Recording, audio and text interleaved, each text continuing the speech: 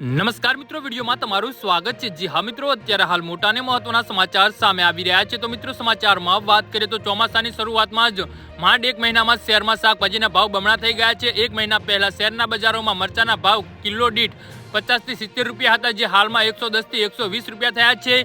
ફુલાવરના ભાવ 20 થી 30 રૂપિયા હતા, જે હાલમાં 50 થી 60 રૂપિયા થયા છે। ટામેટાના ભાવ 30 થી 40 રૂપિયા હતા, જે હવે 40 થી 50 રૂપિયા થઈ ગયા છે। જી હા મિત્રો, અત્યારે હાલ મોટા અને મહત્વના સમાચાર સામે આવી રહ્યા છે। ગુજરાત અને મહારાષ્ટ્રમાં ભારે વરસાદ થયો છે, જેના કારણે શાકભાજીની ખેતીના પાકને નુકસાન થયું હોવાથી સુરત એમપીસીમાં શાકભાજીની આવકમાં ઘટાડો થયો છે। છેલ્લા એક મહિનાથી અવિપરીત વરસાદના કારણે વિવિધ શાકભાજીના પાકોને ભારે નુકસાન થયું છે, જેના કારણે શાકભાજીની આવકમાં નોંધપાત્ર રૂપે ઘટી ગઈ છે।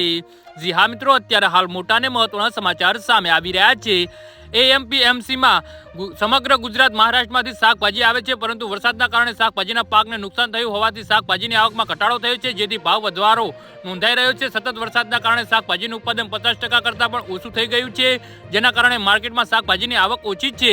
આ મંદ આવકના કારણે શાકભાજીનો ભાવ સતત વધી રહ્યો છે। સામાન્ય રીતે 40 થી 50 રૂપિયા કિલો મળતી શાકભાજી હાલ 120 થી 160 રૂપિયા કિલો વેચાઈ રહી છે, અને રીંગણ જે થોડા સમય પહેલા 40 રૂપિયા કિલો હતા, જે હવે 120 રૂપિયા સુધી વેચાઈ રહ્યા છે।